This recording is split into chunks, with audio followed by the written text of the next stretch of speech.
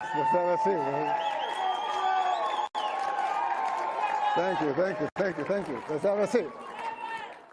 Thank you, thank you, thank you. I love you too, I love you too. Dear Matt and Mercy, thank you for the kind invitation. Do with what the Washington continuation. Now, I've Presidential and legislative elections. Thank you for the. Thank you. Thank you.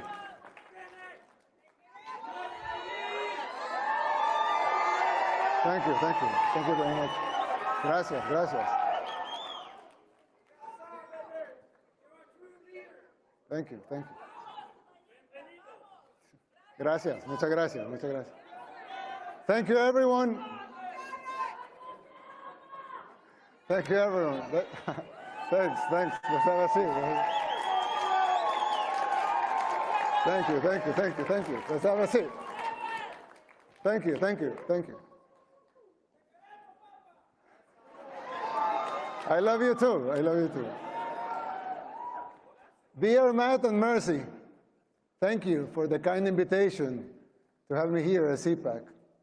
It is truly an honor to be here just a few days after our presidential and legislative elections, which, by the way, they pulverized the opposition. They say globalism comes to die at CPAC. I'm here to tell you that in El Salvador, it's already dead.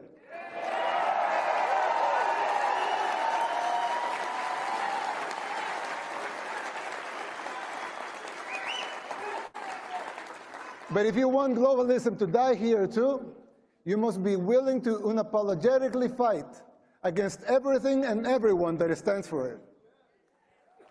Fight for your freedoms, fight for your rights. The next president of the United States must not only win an election, he must have the vision, the will, and the courage to do whatever it takes. And above all, he must be able to identify the underlying forces that will conspire against him. These dark forces are already taking over your country. You may not see it yet, but it's already happening. You don't see it as clearly because people are designed to see linear changes, not exponential ones. We don't always recognize how fast a problem can multiply and spiral out of control. The problem is much like the metaphor of the boiling frog. Once the water boils, it's already too late. People fail to see these things. It's our nature. Just like the frog, people become complacent and they don't realize how bad things are getting until it's too late. While I know, of course, El Salvador is a lot smaller country, setting aside the differences, there's a similarity with what is happening here in the United States. We also had many apparently isolated problems in the 60s and the 70s, and we failed to realize as a country the severity of them until it became a civil war. By the time we reacted, it was already too late. We were already boiled like the frog. And it took us 50 years, 2 wars, 250,000 lives, and a third of our population displaced, and a near miracle to get our country back.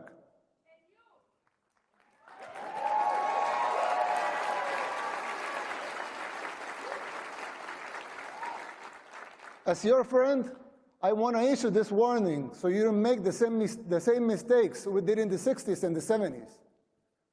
It is not easy to pull yourself back once you're in boiling water. In fact, all the experts said it was impossible. And besides, you don't want to wait 50 years and maybe hope for a miracle to get out of hell. You can still jump before the water boils. Some might say I'm exaggerating, but we can clearly see the signs of a declining society because our own hit rock bottom decades ago. It's like when we see someone getting sick. First, it's maybe just stomachache, or a headache, or a small fever. But if you don't deal with the disease, it will only get worse, and then it may be too late. Even after our first war in El Salvador, we failed again to look into the signs of the second civil war that was coming, the gang war. After 1 million people fled the first war, a lot of them came to live in ghettos here in the United States, where the gangs were formed. When former President Clinton deported a lot of those gang members without telling us they were gang members, they were criminals. They roamed free and recruited young people, thousands of young Salvadorans, to join the gangs. At first, they seemed like petty criminals, but they began to change and transform until they became the unscrupulous terrorists that we know today. Most of them even perform satanic rituals, and this has been well documented. The government back then didn't deal with the disease, nor did the next administration, nor did the ones after that. The disease that had begun with mild symptoms got worse and worse. It became a cancer that seemed incurable. We are already seeing these symptoms in the United States. Big cities in decline, like Baltimore, Portland, New York, just to name a few. Places where crime and drugs have become the daily norm, and even accepted and promoted by the government. How many young people have you lost to the streets of Philadelphia or San Francisco, to fentanyl? Did we see these apocalyptic sights 15, 10, 5 years ago? Can you imagine how it will be in the next 5, 10, or 15 years?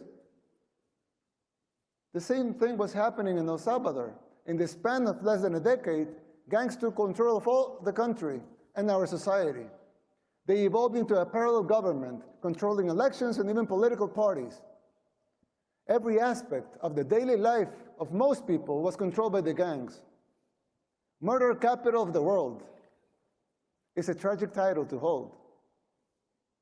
Getting rid of that was the bare minimum we had to achieve in order to even start thinking about rebuilding our country.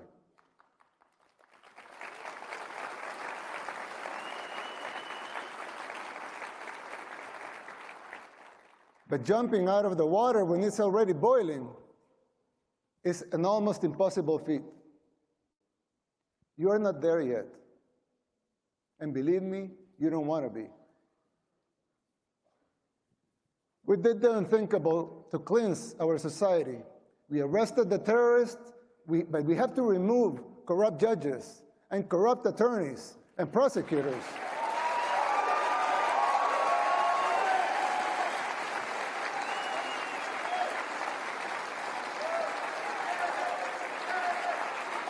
Thank you. Thank you. Thank you. These corrupt judges and prosecutors who are setting the gang members free.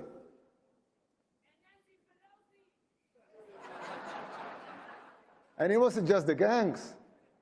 The corrupt system worked in tandem with the so-called international community, the NGOs, and of course the fake news, just like it happens here in the United States. Unelected bureaucrats are trying to instate public policy. Who elected them? They don't have a democratic mandate. If they want a seat in the table, they should run for office. Let the people vote. It will not be a pretty sight for them if the elections are free and fair. I mean, who elected Soros to dictate public policy and laws? Why does he feel entitled to impose his agenda? Let me tell you something. Soros and his cronies hit a brick wall in El Salvador.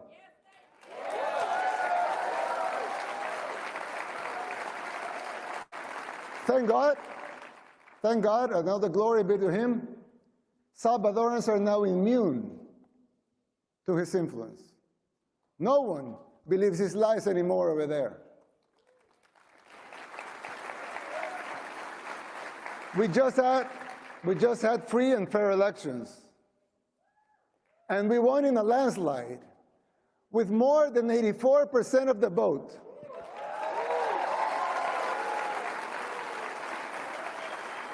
Let that sink in.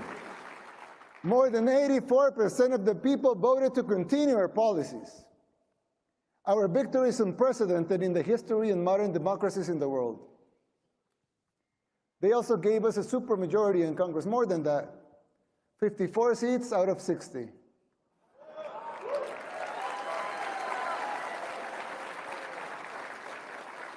"57 if we count our allies.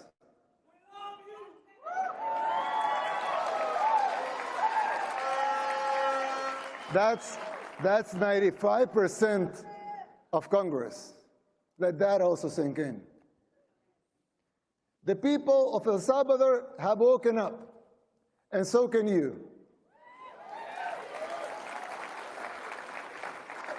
The global elites, they hate our success, and they fear yours. The people's free will to choose their leaders is something they despise because they cannot control that. You have experienced this firsthand here in the United States. The global elites control the mainstream media, they finance campaigns, district attorneys, to mention a few. They abuse their powers. They persecute political opponents. In El Salvador, we don't weaponize our judicial system to persecute our political opponents. A practice that may sound familiar to you, but we don't do that there. And who's the dictator? The global elites in the media, they work in conjunction, they run some stories and publish them, same pictures to reinforce their agendas.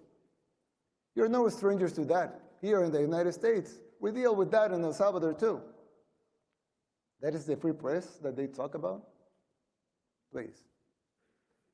I always criticize the defenders of institutionalism, not because I don't think strong institutions are paramount and necessary for a democracy, but because I find them very hypocritical. They don't seem to have the same standards for themselves as they are trying to impose on others.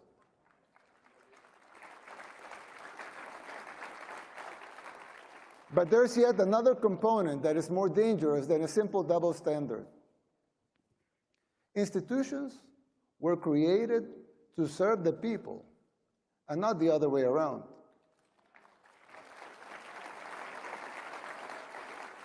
Somewhere along the way, those people forgot their fundamental purpose, which is more important than the institution itself. When the judicial system was created, it was created out of the necessity to bring justice.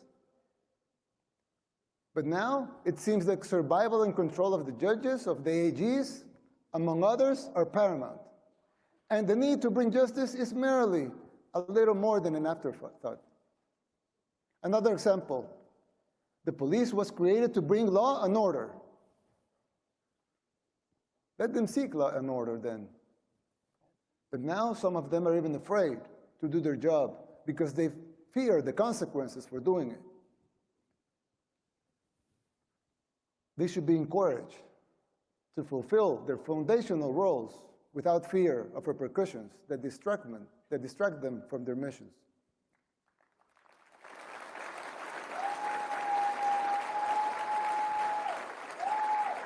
If the police was created to bring law and order, let them bring law and order. If the judicial system was created to bring justice, let them bring justice.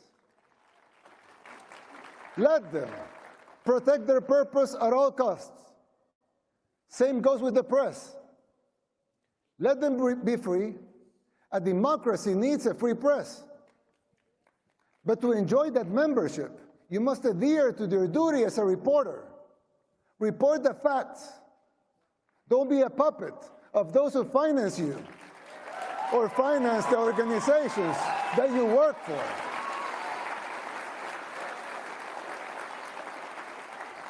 Your freedom of speech will always be protected. We believe in free speech. Everyone here believes in free speech. Your free speech will always be protected. But don't call yourself a journalist if you're just an activist. Don't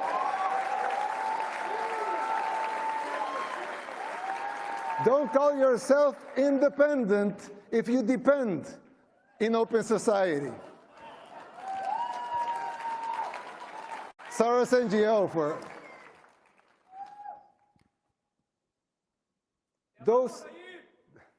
those sacred institutions have morphed away from the reason they were created. We should not defend those institutions for the sake of being institutions. Instead, we should defend the principles that created those institutions in the first place.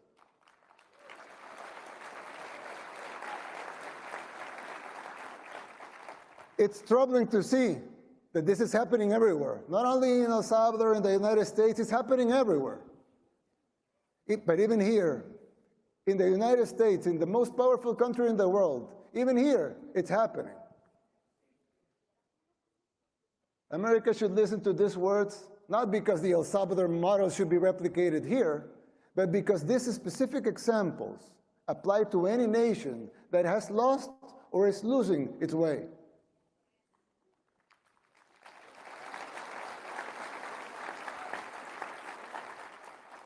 Ask yourself why this is happening, who is supporting it, and whether it's by ignorance or by choice. And fight it. Fight it with all your heart and soul, and be the beacon of hope. And be the beacon of hope that your founding fathers, with all their faults like every human being has, dreamt for your country.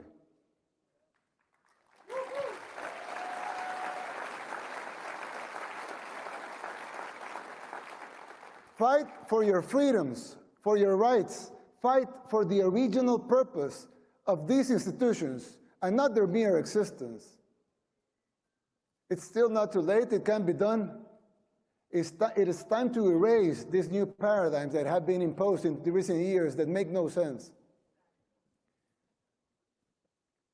If you just free your minds from those invisible chains, you could do it.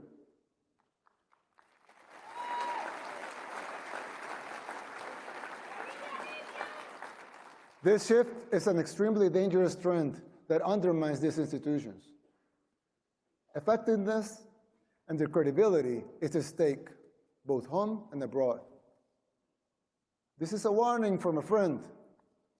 You should adhere to their foundational principles and purposes and denounce this new institutionalism. Now, you would think that's it. As it wasn't enough, right? But unfortunately, there's more. There are other symptoms that are even more difficult to diagnose. For instance, the financial situation of the United States. When I talk to my conservative friends right here, they always tell me that the problem is high taxes, but they're wrong. Of course, high taxes are extremely high here in the United States. I give you that. You're right in that. But that's not the real problem. The real problem is not the high taxes themselves, but the fact that they are not even really funding the government.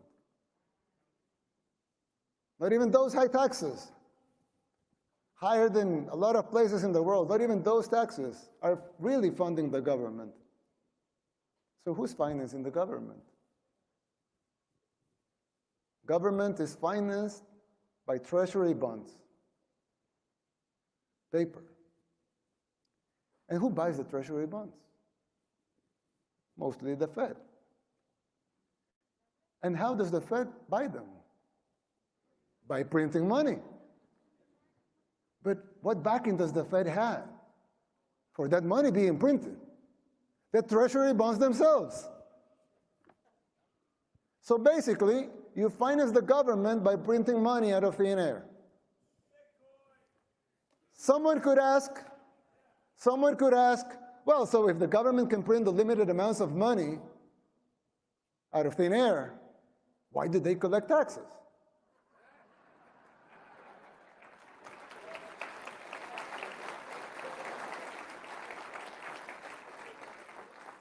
I mean, in theory, it would make sense, right? If they can print unlimited amounts of money, why would they need taxes for? The answer is simple, but it's very shocking. The real problem is that you pay high taxes only to uphold the illusion that you are funding the government, which you are not. It's shocking, but it's true. The government is funded by money printing, paper backed with paper, a bubble that will inevitably burst.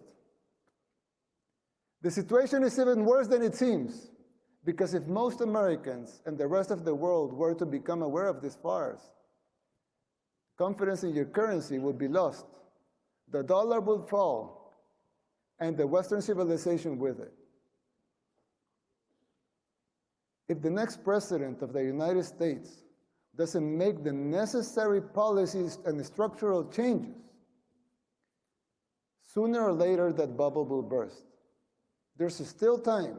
You don't have to make the same mistakes we did in the 60s and the 70s. You can still jump before the water boils. Winning the election isn't enough to solve these problems. They will not simply go away as a consequence of an electoral result. It would take a total re-engineering of the government, top to bottom. It will entail making difficult decisions, like the ones we made in El Salvador since 2019, and they're already paying off. It will be hard. The system will push back, but you have the right to determine your own fate.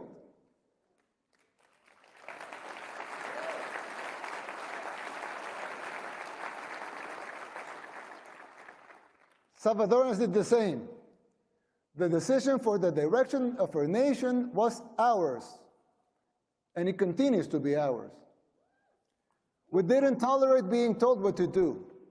In doing so, we did the unthinkable. Against all adversity, we transformed El Salvador from the most dangerous country in the world to the safest in the Western Hemisphere.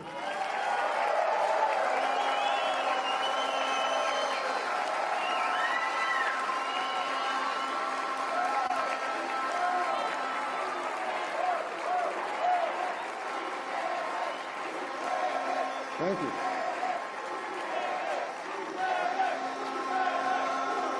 Thank you. We did it by defying the global elites. We told them no more. And that is my message to you. Put up the fight, because it is, in the end, it will be worth it. It has been for us, and you will have your country back. May God bless you. May God bless the people of the United States. May God bless El Salvador and the future of both our nations. Thank you very much. Thank you for attending today's sessions at CPAC 2024, where globalism goes to die. We now invite you to stay for a special screening of Angel Studios Cabrini at 7:30 p.m. in the Potomac Ballroom. Please enjoy the trailer. If we are to build an empire of hope, let's go, girls. It seems we must first conquer New York. Come on. Do people know rats have it better than the Chimerica? We are all people of dignity. Be careful, mother. This place will eat you alive.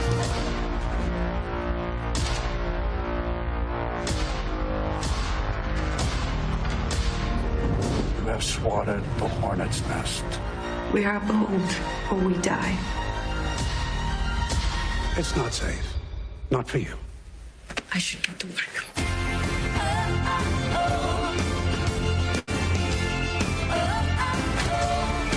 I will speak to the mayor, signore. Who the hell do you think you are? Man, I feel like a woman. You think you're gonna march in here and tell me? I want the best hospital for your people and for mine. Begin the mission, and the means will come. What kind of New York do we want? We are survivors, are we not?